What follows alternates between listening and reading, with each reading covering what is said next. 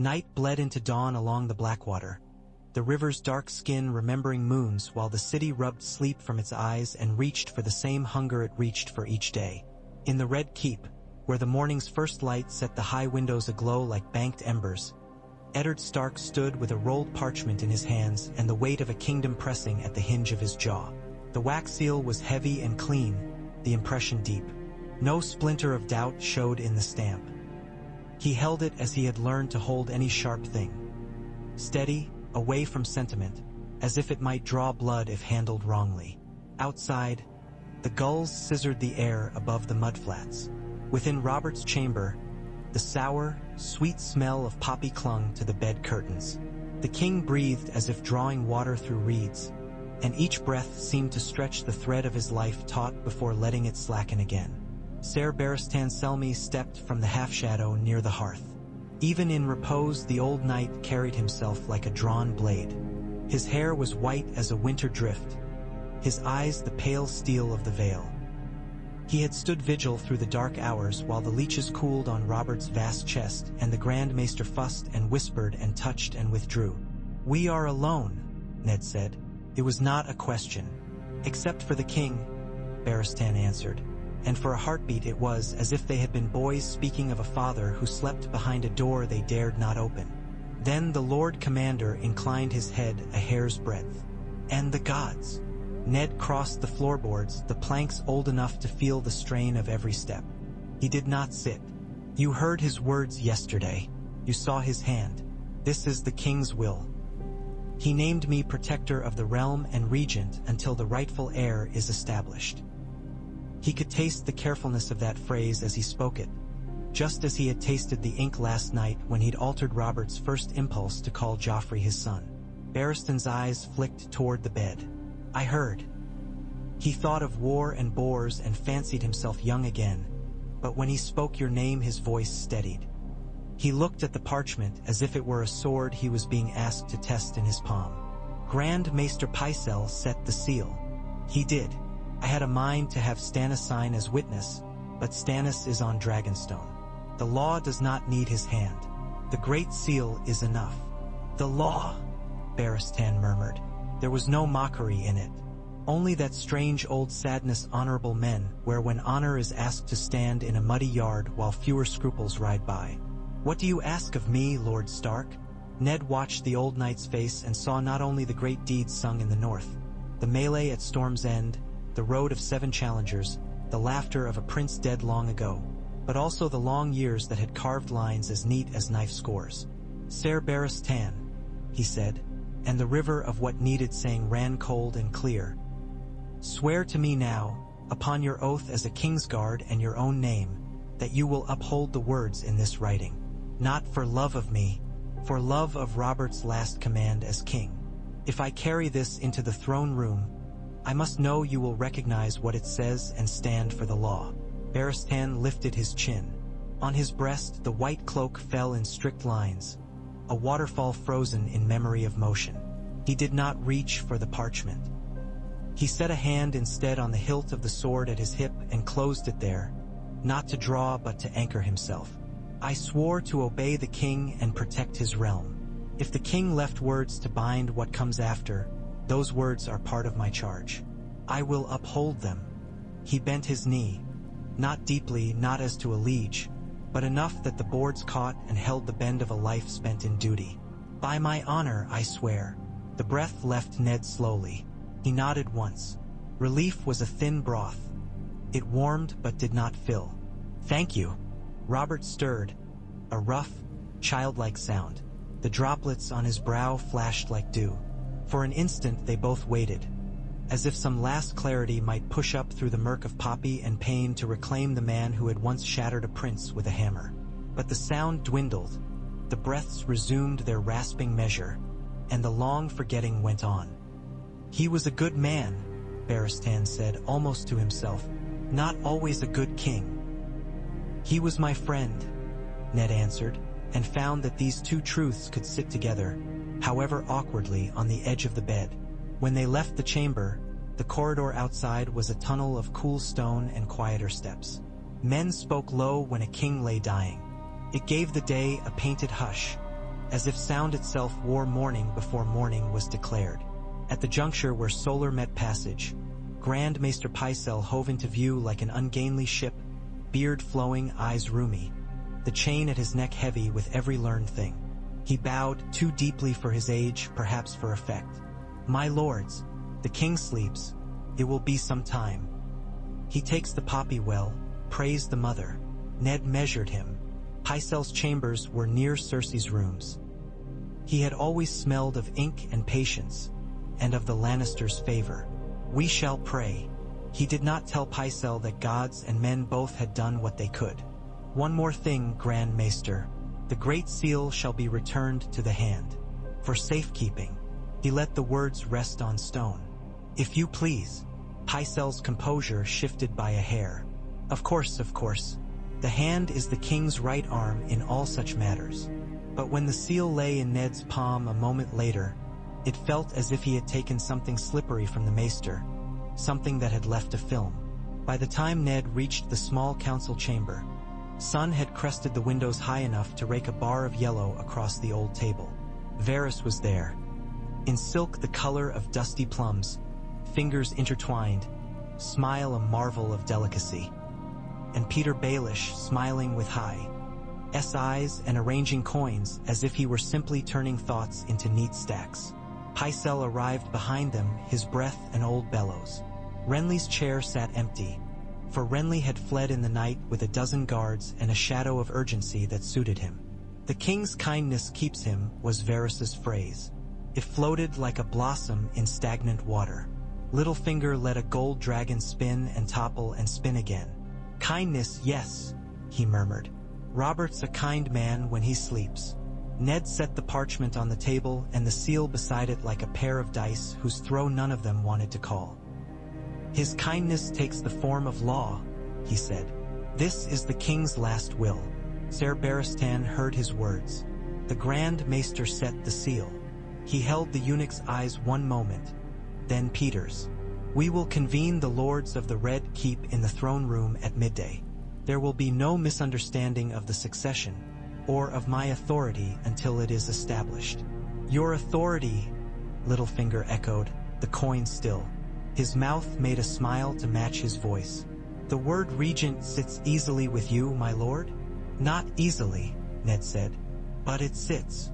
Varys's hands made a small nest. "The queen will not be pleased. The queen is not king." "Alas, no." Varys's lashes lowered. "If only births obeyed our desires as neatly." Pycelle cleared his throat until it sounded like paper crumpling. "The boy Joffrey is of the king's blood, my lord. It is natural that the queen should wish." Ned's palm tightened on the parchment. "The boy Joffrey is a matter for law, and law is not moved by wishes." He rose. "Ser Barristan, you will attend me at noon." To Varys, he said, "Send word to the Lord Commander of the City Watch. Janos Slynt is to present himself to me at once, with his senior captains. We will review gate orders and positions. No men move without my writ." Varys's head bowed. Could have been agreement. Could have been study. He found Janos Slynt below, lumbering up with the air of a man called to a feast only to find the meat gone and the bones counted. Slynt's eyes were small and quick. His cloak hung heavy with the gold of his office, gilt buckles polished. Behind him stood 3 captains in their boots and breastplates, faces shaped by hard streets. "You sent for me, my lord Hand," Slynt said. Others always found a way to put warmth in the title when speaking to Ned. Slynt found grease. Ned gestured them into the tower's armory, where pikeheads shone and the smell of oiled steel steadied the air. Barristan stood at the door, not hovering but occupying the space like law in white wool. "The king's dying," Ned said simply. "He has left a will and set his seal. As protector of the realm, I will require oaths of obedience from the City Watch, as I require them of every garrison and guard in this castle. This morning here." Slynt's mouth worked. "The City Watch serves the city," he said. "We do not." "You serve the realm," Barristan said, his voice soft, and Slynt's words dried. "You serve the king's peace and the laws that keep hungry men from making laws with knives." Ned did not soften. "You will swear, Captain Slint. Your captains will swear, or I will relieve you. I hold the Great Seal and the King's last words. I will not have the city watch bought like a cart of onions." He let Slint feel the threat of it. "Those who will not take a lawful oath will not wear gold." The captains looked at Slint. The big man licked his lip. Ned watched the calculation pass like a shadow over water. He saw the remnants of some bargain tried and some coin moved in secret, and saw the way old bargains falter when daylight pushes its hand through. "We'll swear," Slint said after a long beat. "We are loyal men." Ned had them lay hands on steel and speak names. He watched their faces. One captain, stout with a scar down his jaw, eyes straight as hammered nails, named himself Jacelyn Bywater. The words he spoke had the clean ring of truth. Ned marked him. When they were done, Slint lingered. "My Lord Hand," he said, a little pleasantry crusting his tone. "The watch is thin at the river gate. There were removals last night. We sent men to the Street of Flour to quiet a miller's riot. If I could have a writ to bring over 2 companies from—" "You will have no removals and no movements without my warrant," Ned said. "You will post your men where I direct, and they will stand for the law when called. If your heart remains with the city, Captain Slint, it will be easier to keep it than to reclaim it when you have thrown it away." Slint swallowed and bowed his head, his neck showing strips of sweat. He left with his captains. Bywater paused a moment in the doorway and inclined his head to Barristan, as if they recognized in one another some authenticity beyond uniform. "Put him at the iron gate," Ned told Barristan softly. "If Slint looks left, I want to write that he won't see until his teeth are out." Barristan's mouth did something like a smile, brief and hard. "Bywater will not sell his post for coins counted in a back room." At midday the throne room was a long echo. The hall had been warmed with braziers. Sun struck the high windows into squares of light that looked like steps one could ascend without climbing. The iron throne hunched at the far end, shadows caught in its teeth. The small folk had been kept out. Only lords and officers of the Red Keep, the small council, the King's Guard, and the watch stood witness. The space breathed like a waiting animal. Ned entered with the white book of the King's Guard open in his mind, for he had read of how men had stood before this throne and proved themselves wolves or hares. Barristan walked at his right. Bywater had the watchmen aligned along the sides of the hall, helms under bundles of lamplight, spears upright. Janos Slint perspired, and each droplet mapped itself. Cersei came with her children in a flurry of crimson and gold. Where grief would soon be a weight, she wore it as a rumor she might twist to advantage. Her hair shone like a bright thread. Joffrey stalked beside her, chin lifted, hands clenched.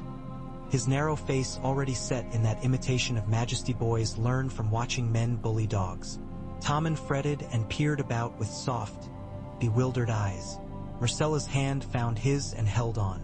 Grand Maester Pycelle took his place as if each step were a statement of tradition rising like dust. Varys drifted. Littlefinger slid through the crowd like a knife slipping easily into a well-cut sheath and just as easily drawn.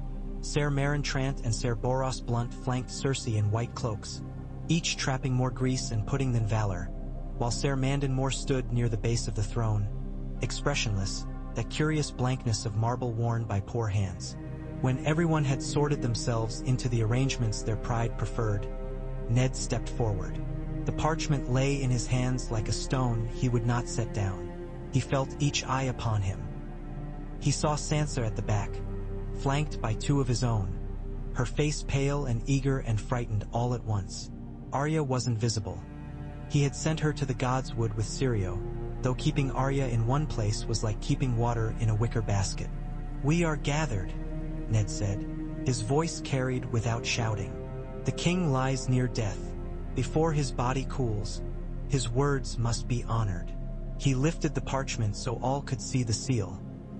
He saw Cersei's eyes as they fixed upon it, a flicker of something like heat behind glass, and saw how her mouth became carefully still. He broke the seal.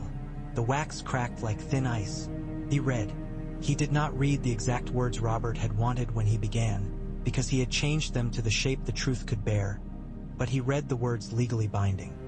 He read the leaving of the realm in his care until the rightful heir was established.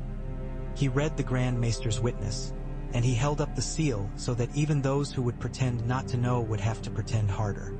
When he had done, silence went through the hall. A slow ripple like wind across fields of barley came to Selmy last. She let it break against her, and then, with a smile that struck like a dart, she held out her hand. "A paper," she said. "A paper can say anything a quill dares. The boy Joffrey will sit the throne as his father willed when he named him prince. And you, Lord Stark, will bow as a good and loyal subject." Ned's jaw set. "The law says otherwise until the heir is proven, and I am protector by that law." Joffrey burst forward, high voice sharp. "I command you to kneel." Barristan stepped before the boy without touching him, and all at once the room understood that the line had been drawn where the white cloak stood. He faced the queen, not the child. "Your Grace," he said to Selmy, giving her title and no more. "The king's command is written and sealed. This is what remains to obey." Her smile thinned. "Are you the king then, old man? I see no crown on that gray head." "I am sworn," he said, and what lay in those 3 words could not be unmade by mockery. Selmy reached, quick and lithe, for the parchment, her fingers aflash. Barristan's hand closed on hers at the wrist, firm as a vice. It was not rough. It had the immovability of a gate that will not be forced. "No," he said, mild, and she felt for the first time perhaps that mildness from him could be a bar of iron. She drew back slowly. Her gaze passed through him to Ned, melting from affront into calculation.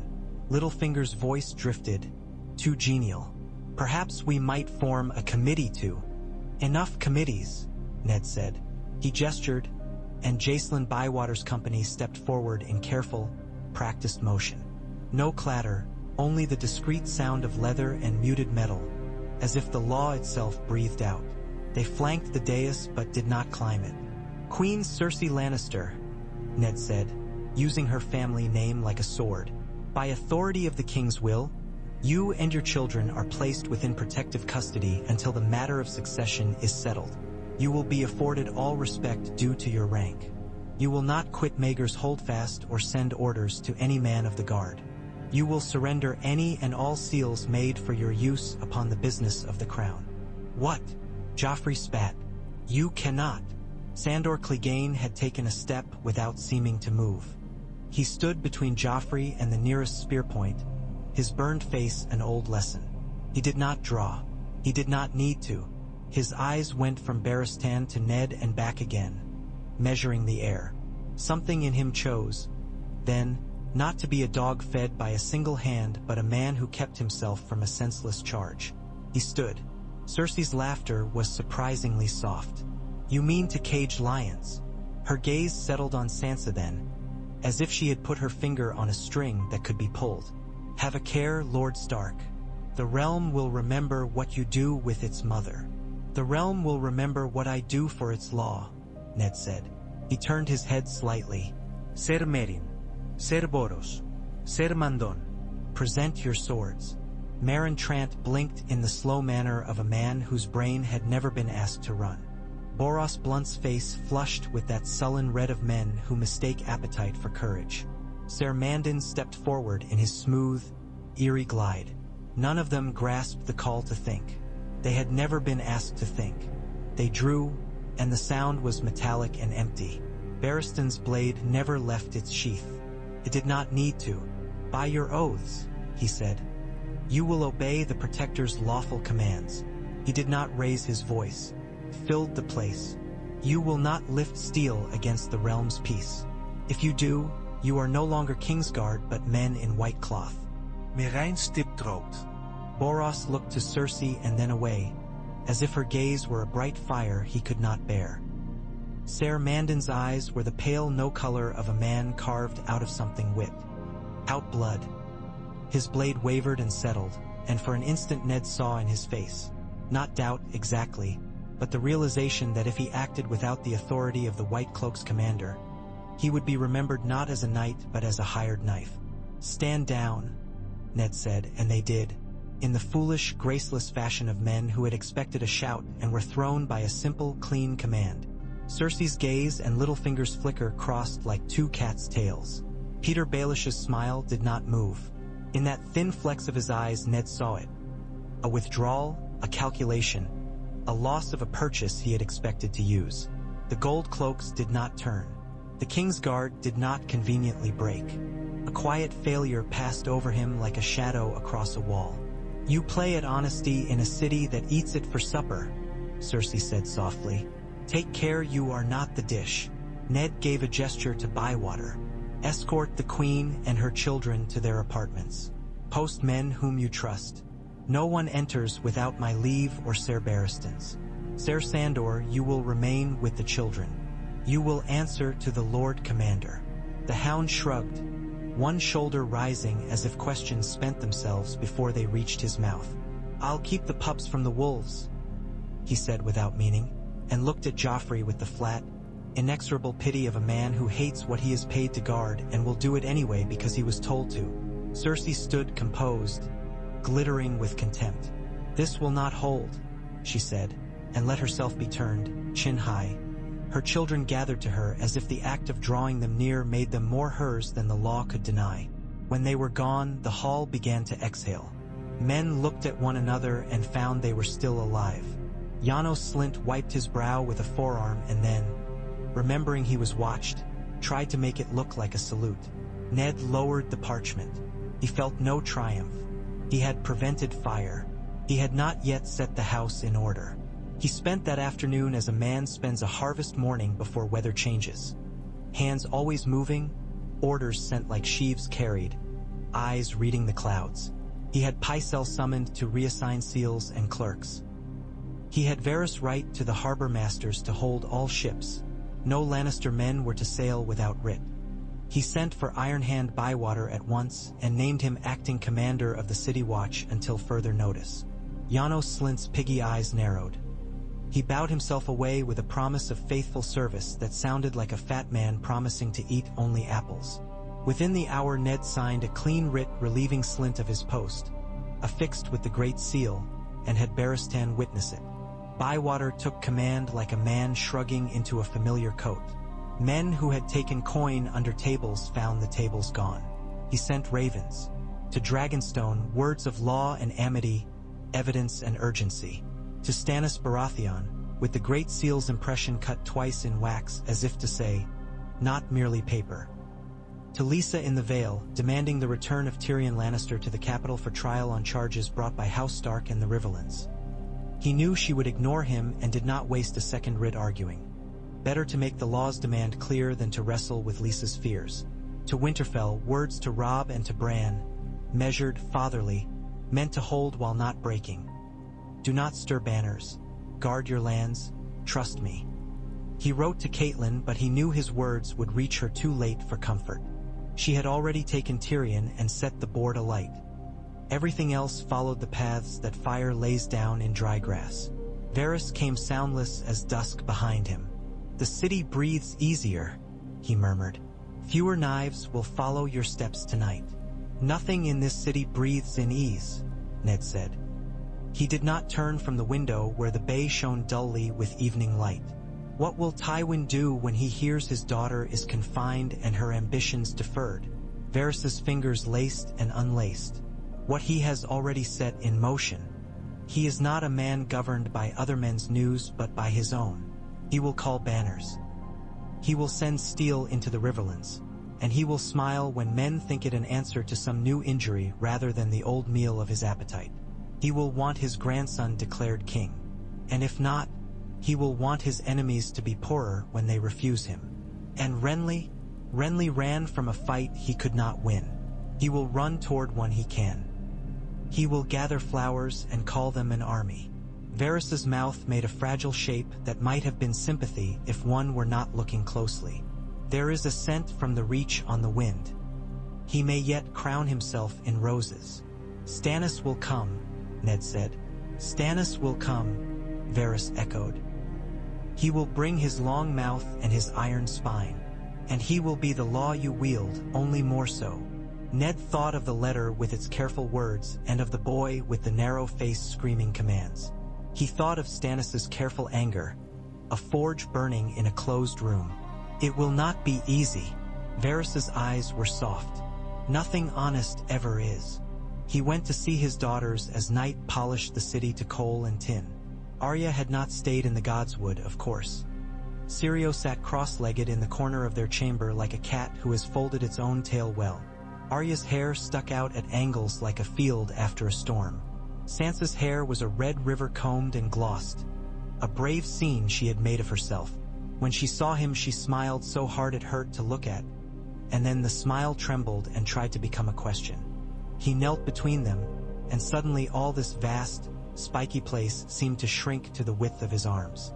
"I did what I had to," he told them, and saw Sansa's confusion bloom like a rose that still had thorns hidden tight. "The queen and her children will be kept safe until the rightful heir is known. You are to go nowhere alone.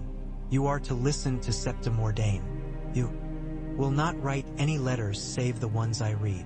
Sansa's eyes filled. "But Joffrey," he cut her name in two with his breath. "There are things even your songs leave out," he said gently. "You are my daughter. That is more than crowns." Arya studied his face as if it were a map drawn out of winter. "Can we go home?" she asked in that direct way she had that always reminded him of a sharp blade laid on a wood table. No malice, all function. "Soon," he said, and hoped soon did not become the kind of word that wraps itself around years. "I will send you with a strong guard to Winterfell, but not until the roads are safer." He looked at Syrio. "Keep her to her lessons." "I keep all my charges," the Braavosi said gravely, "even when they do not wish to be kept." Arya huffed. Sansa flinched a little at the sound. Her balance was gone, and she was looking for a handhold. He touched her cheek, and she leaned into the palm a moment as she had when she was small enough to sit in his lap while he signed the winter store's tallies. He slept in a chair that night. He dreamed of ravens and snow that fell in a summer garden without melting. He dreamed he was walking along a ridgeline and could see, far off, a boar rooting at something in a field that was not soil. In the morning, Robert Baratheon died. The poppy had twisted his pain inward and made of his final hours a low murmur. Death took him with a breath that sounded like the sea drawing back. The bells tolled, and the city woke to grief because grief gives order to what cannot be ordered. There was no coronation. There was no boy on an iron seat wearing a crown too big for his head. There was only the Hand, who was now protector, who was now the wall men would have to climb to break the law. Ned announced it simply, in the throne room again, the white cloak at his right, the gold cloak's Yeserandian lines, Varys draped in his silence, Pycelle with his tears, Littlefinger with his mildness. He spoke Robert's name as a friend speaks one last thing he had meant to say before a long parting. He named the will. He named himself its instrument. He sent the city's messengers running like black ants down the steps and out into the radiating streets. At Dragonstone, Stannis Baratheon took Ned's letter to a window where wind worried the candle flames. Maester Cressen's hands trembled. He could not tell if it was fear or age. Melisandre watched with eyes like coals banked behind a lattice. Davos Seaworth stood with his cap crushed in his hands, a bottle of honest respect in a room that stank of pride and smoke. "The will," Stannis said, as if weighing the word on his tongue. He left the realm to Eddard Stark to hold, and he wrote rightful heir, where others would write a name because the name would be a lie. He turned, and all at once he was the kind of man who does not ask for the respect he is owed but simply takes for granted that the world is arranged to give it, and if not then the world is wrong. "Prepare the fury," he said to his master of ships. "We go to King's Landing." Cressen put a word into the room, gentle and doomed. "My lord, I am done with patience," Stannis said. "The law has been named. I will wear it like iron." Davos, whose eyes were honest, said, "Lord Stark is a decent man. He will not put children to the sword." "I do not require him to put them to the sword," Stannis said. "I require him to put me on my brother's throne." Melisandre's smile was thin as a knife held sideways. "The night is long," she murmured in her foreign lilt. But the fire sees. Let it see I am already a man.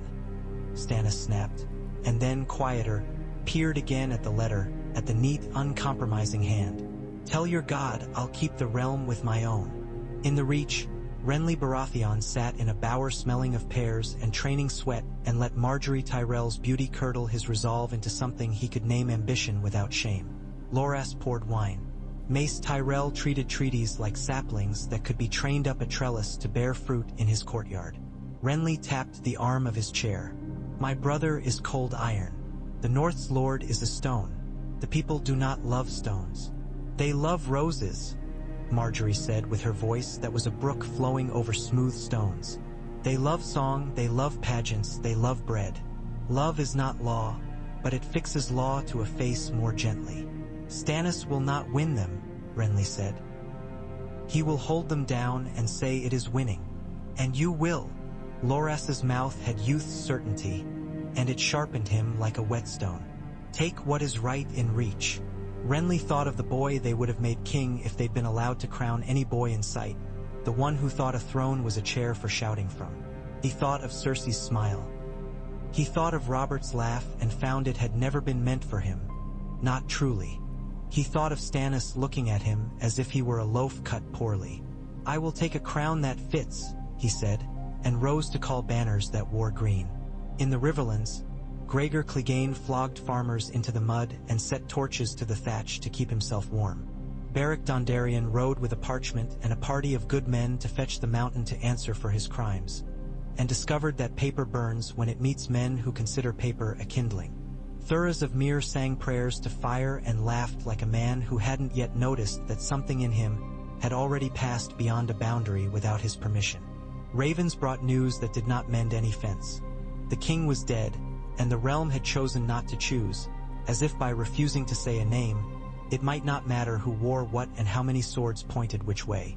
Catelyn Tully stood in the high room at Riverrun with the Tully trout on the walls and her father straining to breathe, while Cat's own breath became a task she remembered to do only because her sons needed air. She had already seized Tyrion Lannister, had already set him in a sky cell, had watched a Sellsword's lazy eyes measure the incline of every stair, had already learned that Lisa's safe nest was a nest for one. When the raven came with Ned's words, Robert dead, I hold the law, I will not fail you. She pressed her forehead to the parchment and swallowed the ache that rushed up like a river flooding the bank. Robb was at Winterfell with the weight of a great house building on his shoulders the way snow builds on a roof until it creaks. She wrote him and for once did not try to soften steel. Come south, she told her boy. Come because rivers and fields are burning. Come because your grandfather is dying and the men who did it smile as they count. Come because I have set fire to a room that cannot be quenched with a mother's tears. At Winterfell, the young lord stood in the great hall where his father's chair seemed too big by half, and told himself that men had grown into chairs before and would again. Theon grinned and leaned and spoke nonsense both useful and not. The great Jon roared and declared that if the Riverlands were bleeding he would go with or without a boy to lead him. Robb remembered playing with wooden swords beneath the high table where his father had sat, and of a strong hand that had always found his shoulder when the sword fell and clattered. He called banners. He spoke to Maester Luwin in the measured tones of a man who does not wish to be overheard by his own uncertainty. He rode out when the harvest fields were yellowing and every tree at the edge of the world looked like something that might become a soldier if given the right name. Ned's days compacted into one long day. A rope he paid out across a chasm, one knot at a time. He moved the gold cloaks to gates that mattered and put Bywater where a man could see both river and street at once. He took Pycelle's counsel and threw out 3 parts in 4, and in doing so discovered that the part he kept always tasted of Lannister. He let Varys speak as if into a pool at midnight, words that rippled across the surface and came back shaped in ways he could not predict. He had Littlefinger held, and then released not because he trusted him but because arresting him then felt like pinching steam. Better to let the man think he had space to move. Men who think they have room are more easily observed. Peter bowed with practiced grace and withdrew like a tide, pretending to be modest. He saw Sansa daily, which was both balm and knife. She wrote verses in a hand too neat for her age and looked up with hope she made into manners. She spoke the queen's name like a relic, forgetting, or not yet able to learn, that relics sometimes bring sickness. He kept her close and forbade her from sending letters. This did not keep her from thinking words she would have written if thoughts could fly like ravens. He went to see Circe.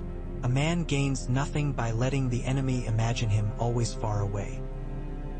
He found her seated at a narrow table littered with needles and silk, a strange domestic scene that would have provoked a gentler man to remember his wife and daughters and think a woman harmless simply because her hands were busy with something small.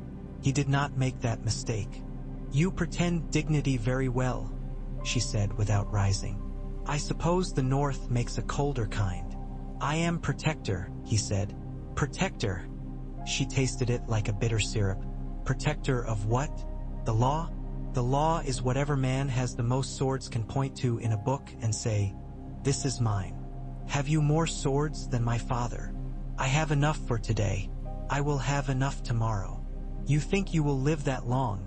she said and smiled. "Who protects a protector?" "The law," he said, knowing full well that at some hour, in some alley, the law would not be there in time. She threaded a needle. "Joffrey is his father's son. He is not Robert's son." Her hand did not stop. The needle flashed and dipped like a little spear. "You think the city cares whose seed planted it? They care what grows. They care what feeds them. They care who carries the wolf's head on a pike and how many wolves cry before the end." "I will not put children to the sword," he said. He did not say, "Not yours, not anyone's." He did not say, "Not again." She lifted her eyes. There was no tear in them. There was a passion that had learned to wear armor. "Then you have already lost," she said. "And I cannot even despise you for it. I have sons." "You have 2 sons," he said, and then wished the words back, because the truth did not need to be used like a flail in a private room. He stood. "You will keep your rooms. You will keep your dignity. Do not test the line between those and treason." She watched him go. Only when he was beyond the turn of the corridor did she allow herself to close her eyes and breathe. When she opened them, she was smiling again. Not because anything had improved, but because smiling was a weapon as good as any. On the 3rd day after Robert's death, sails like black wings beat into the Blackwater, and Stannis Baratheon came ashore with more law in his jaw than a dozen books. He did not bring a great army. He did not bring a show. He brought ships and banners and the certainty that if one could not walk through a wall, one could lean on it until something yielded. Ned met him in the throne room. They did not embrace. They had not been friends. They had not been enemies. They had been 2 men too plain to attract each other's envy. They looked at one another now with appraisals that recognized tools, not ornaments. "You hold the will," Stannis said. "You hold the city. For now," Ned said. "The rest of the realm is a horse that has loosed its reins." Stannis stepped closer to the Iron Throne and looked up at it with a soldier's impatience for ugliness.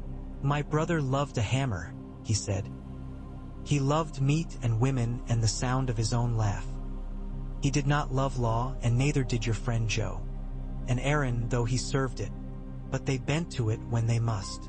He turned on Ned. "You will name me king. When the proof is read," Ned said. "When men hear what I heard. When they cannot pretend not to know." Stannis's gaze could have cut through the rings in a steel shirt. "You think to convince men. They prefer to be commanded." He lifted a hand, stopped himself from touching the arm of the throne. "Very well. Read your proofs. I will not sit a seat I did not draw lawfully from a corpse I loved." They read the proofs in council with the doors shut, each man with his position like a chair under him. Maester Pycelle made a show of sadness so complete that for a moment Ned wondered if the man had forgotten to pretend anything else. Varys listened as if to music only he could hear. Littlefinger took a ring from his finger, put it back, turned it, as if he were measuring his patience in the turns. Barristan stood at Ned's shoulder and did not speak, though his silence carried the weight of all the battles he had won. They read the genealogy of hair. They read the habits of seed and shame. They read the line in ledgers where gold was not counted in coin but in bastards. They read the king's road to a smith's door where a black-haired boy hammered at an anvil as if he could beat life into shape and then into beauty.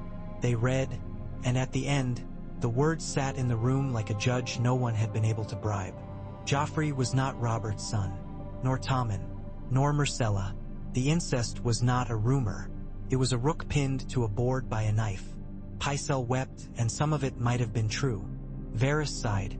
"The city will not like this story," he said almost ruefully. "It is a poor song for a sunny day." "The city will sing what it is taught," Stannis snapped. "They will sing what they are paid to sing," Littlefinger corrected mildly. "The cost will be high." "It will be paid," Ned said. He looked at Barristan, who had not needed the ledgers.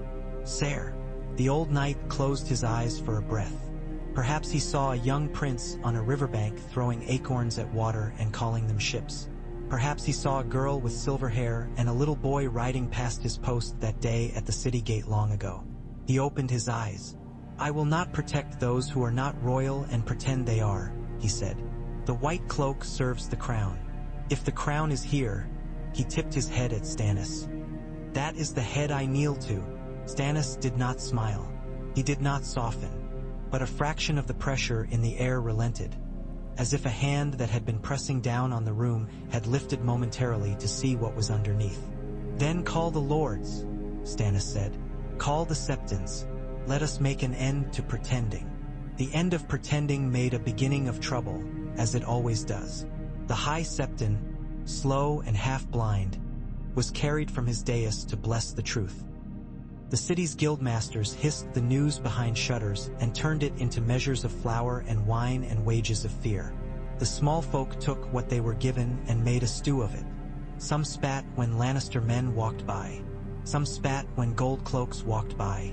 A few sang, because there are always a few who sing when men gather in the hope that song will lean the day some measurable distance toward grace.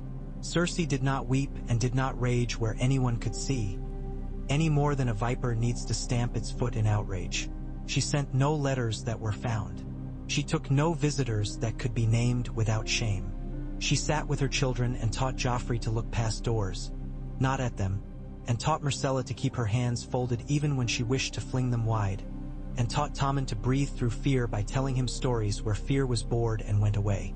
When the day came to name Stannis king before the realm, the throne room was arranged as if the furniture itself held opinion. The Iron Throne was cleaned of dust, if not of its nature. The King's Guard stood in white. The gold cloaks stood in gold.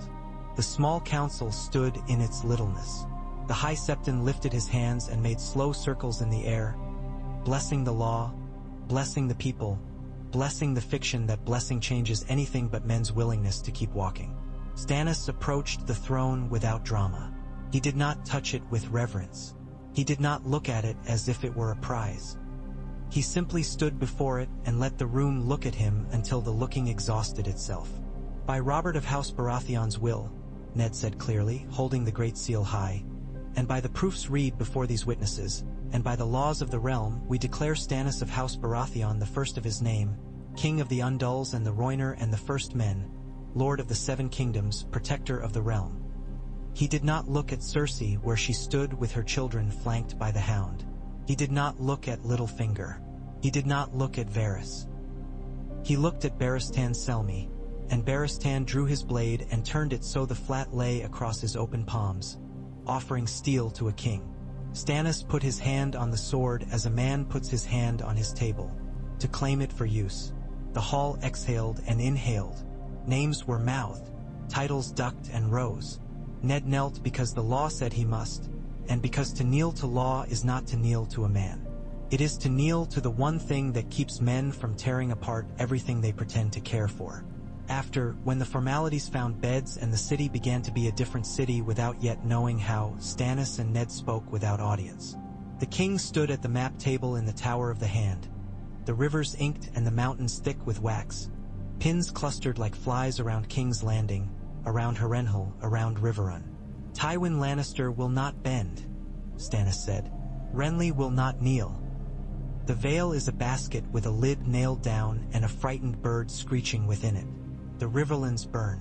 The North Em arches because it loves a fight or because your wife loves her father or both. The Iron Islands watch and weigh. And beyond the narrow sea, Madmen call themselves kings in languages we do not bother to learn. The law is only a shield, Ned said tiredly. We must hold it and fight with it both. You will have command of the city, Stannis said. I will take the fleet and what men I can gather from the Stormlands that Renly has not poached. I will go to Storm's End, and if he opens his gates I will say brother, and if he keeps them closed I will say traitor. Ned thought of brothers who had died and left their songs like debts. Do not make war upon kin if you can make peace. I did not choose this, Stannis said. You asked for the law. Here it is. It has no mercy. Only mercy has mercy. He placed a finger on the riverlands. Send words to your son. Tell him to keep his men from my path. I will not have friendly steel between my ribs while I am being stabbed from the front. I will send, Ned said. He carved the syllables like little stoic stones and set them in a line. When Stannis was gone, Ned went to his window. The city twined below him, streets like intestines in a butcher's yard. The bay's surface lifted and set down the moon's broken face. Somewhere a man sang. Somewhere a woman cried. Somewhere a boy in a gold cloak cracked a joke and a girl laughed because she had not yet learned. He leaned his brow against the cool stone and let the weight collect behind his eyes without falling. When he straightened again, he did it not because he felt lighter but because rooms expect men like him to fill them upright. War did not wait for anyone's permission. Robb Stark came south in a green tide of men under gray skies and found the twins a neck that could be choked by a single old man with a ledger where his heart should have been. Walder Frey peered down at him and counted daughters and sons as if they were coins missing from a purse. Catelyn spoke as if to a wolf that needed to remember it had teeth. Promises were exchanged with the oiliness of lamp smoke. The gates opened because enough words had been laid on the table that to retract them would require eating them, and even Lord Walder could not swallow that many in a day. Robb crossed the green fork as if it were a word he had to pronounce correctly or shame would follow him forever. He burned a camp, he stole a march, he found Jaime Lannister in his shining arrogance and brought him down not with a blow but with a plan, and the Kingslayer spat blood in the mud and laughed because he did not know how not to. Robb's sword point kissed Jaime's throat and did not press. The boy was not a butcher.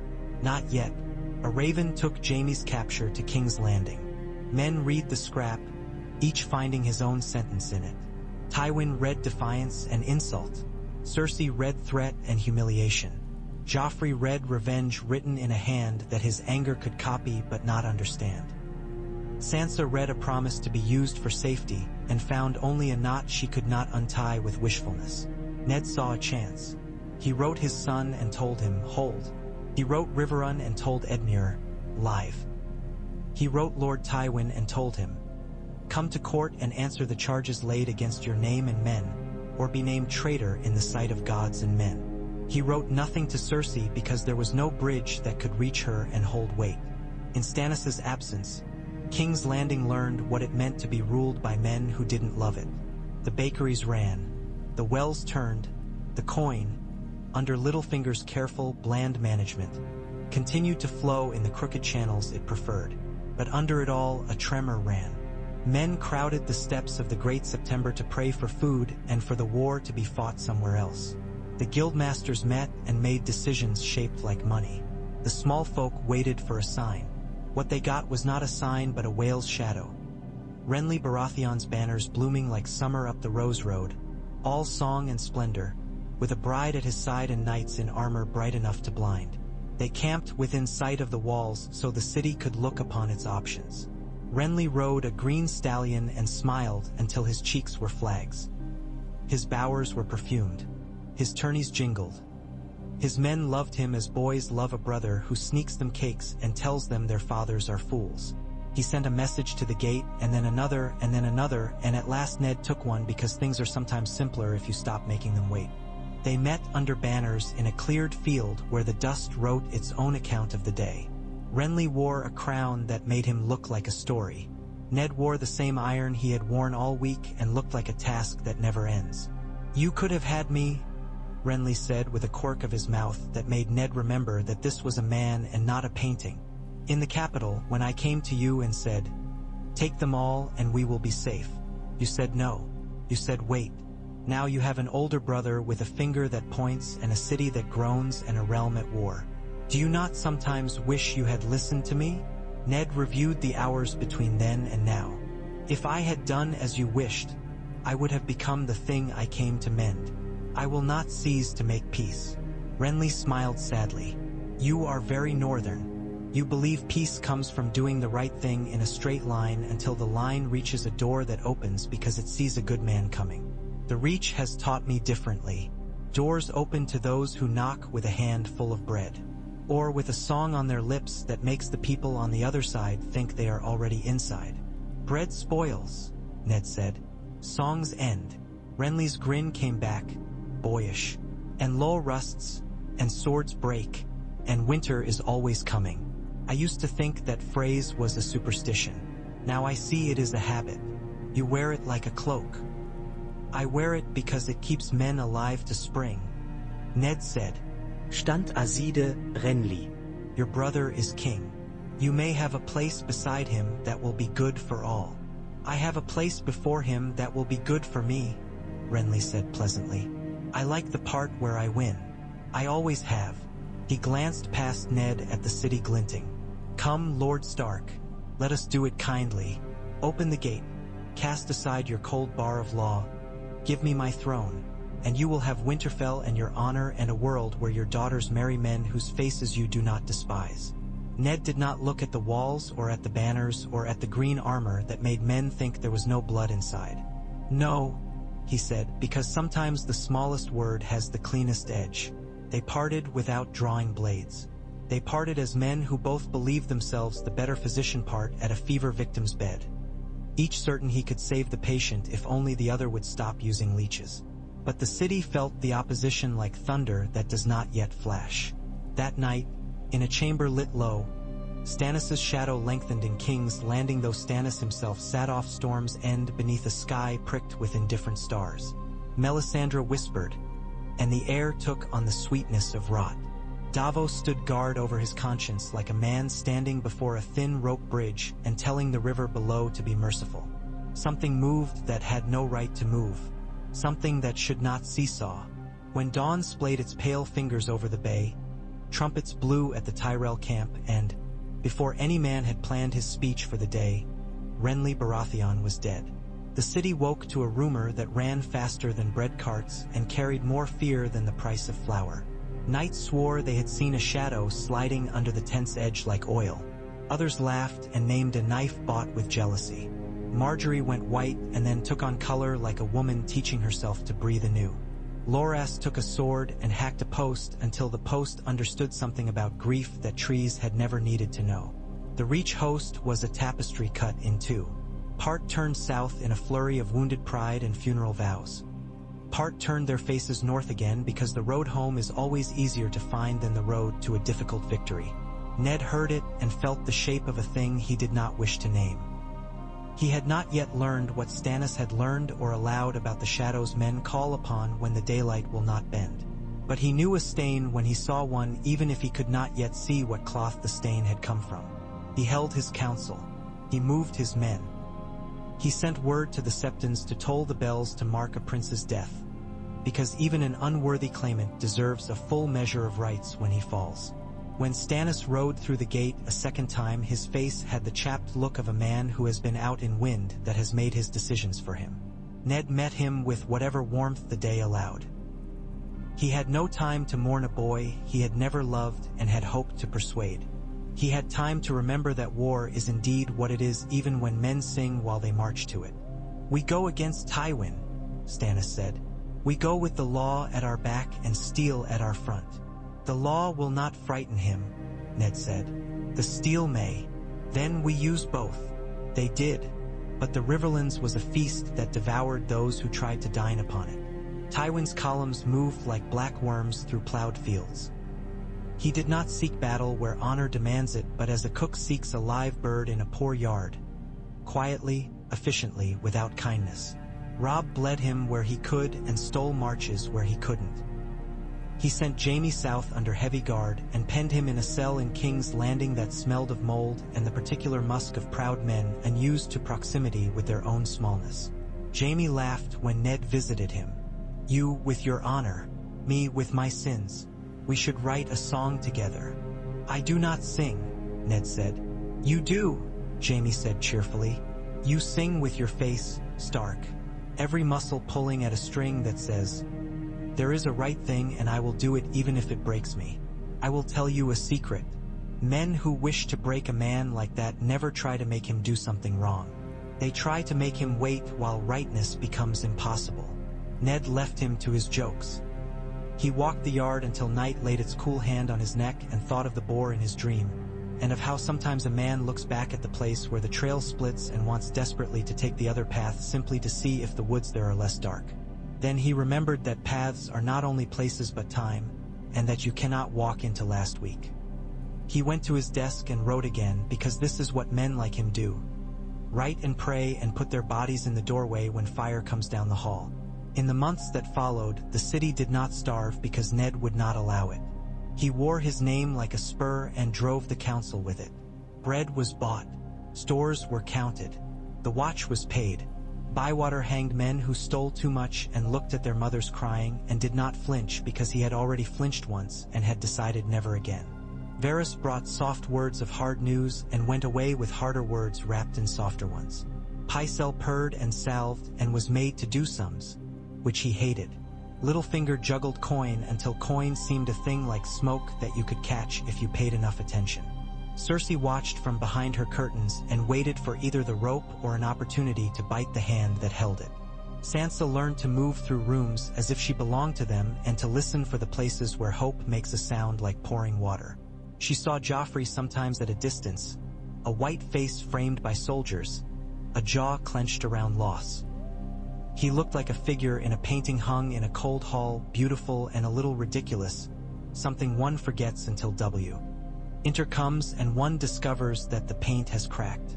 She cried into her pillow and then stopped because crying every night is a kind of hunger that eats the woman who feeds it. She spoke kindly to Tommen once in a garden and saw that kindness hit him like a beam of sun in a cold room. She did not speak to Myrcella because the girl had learned to make a little island of herself, and Sansa did not wish to drown trying to reach it. Arya fought Sirio's wooden sword until the shape of it lived in her bones. She snuck into kitchens and stole hot rolls and never felt guilty because she told herself she was saving her own life. She went to the roof at night and watched the city below sleep with one eye open. She kept a list of names in her head not because she wished to copy Death's business ledger, but because names are a way to understand the world when the world tries to be too big.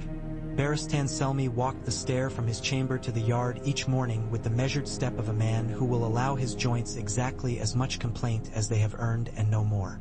He watched boys fight and corrected the angle of their wrists with the Barris pinch. He watched men plot and corrected nothing, because white cloaks do not do politics. They do presents. He wrote in the white book with a steady hand that made room for the truth without ornament. He took his food sitting straight. He prayed rarely and meant it. Sometimes, late, he stood beside the iron throne and let the moon lay its cold shape along the chair's broken lances. He had guarded one king who thought himself a god and another who thought himself a giant. He had heard a boy trying to sound like a trumpet and a man who refused to raise his voice because he preferred to raise his men. He had decided long ago that the thing is not the chair but the weight. He found an odd peace in serving a weight carried by men who did not pretend it was light. When winter finally licked at the city's corners, even in that southern place where winter is an event in the mind more than the body, messengers came from the Trident with reports of battles that had not been done with being fought, because battles are like songs sung badly. Men cannot resist singing them again as if they might improve. One more raven came. Its feet were muddy with a kind of urgency. The scrap it carried had been written by a man too tired to sleep and too stubborn to lie down. Tywin Lannister would not come to court. Tywin Lannister would not answer charges. Tywin Lannister was gathering his loaves and fishes in the west and making of them a miracle that would feed only himself. Stannis slammed a fist onto the map table and scattered pins like startled cranes. "Then we break his teeth," he said. Ned looked at the map and saw not lines and colors but fields where peasants would be trampled and bridges burned that would not be rebuilt in their lifetimes and sons who would not write letters home because writing is not something the dead do. "We will do what we must," he said. He thought of Jon Snow on a hard place under a harder sky, of a wall of ice that held back a world too old to care about kings, and wondered if the law he held on this warm peninsula would matter when something truly ancient woke. Then he set that thought aside because men are not allowed 2 wars at once if they intend to win either. The realm rolled forward. It did not do so because virtue wins. It did so because a handful of men refused to stop insisting upon a shape, and wore their insistence like armor, and stood where standing mattered, and were lucky as often as they were clever. If luck is a goddess, she looked upon Eddard Stark with a flat expression and then, unexpectedly, with a little nod. When the snows finally came to King's Landing like ash that does not burn, he had both daughters under his roof and a city that still knew how to bake bread. When the bells told that winter had come, he stood in a window rather than on a block. He stood and watched the flakes fall and thought of Winterfell's godswood, and of the faces in its trees, and of the water that runs under ice, and of the long patience of things that grow slowly and cannot be hurried no matter how men shout. He had not made peace. He had not saved the realm. He had given the realm something to hold when it slipped. He had taken the throne room with parchment, with a seal, with an old knight's oath, and he had made that act a seed rather than an axe. Perhaps that is all the law ever can be when the world forgets itself. A tiny thing that says, "Grow this way, please," even when the wind says otherwise. He breathed. The dune of snow on the sill caught his breath and made it visible, for a heartbeat, then let it go. He turned from the window. The day was waiting. Duties lay on the table like a chessboard with too many pieces. He picked one up and moved it, and in moving it, chose a line of future he could walk while the city slept and woke and slept again around him.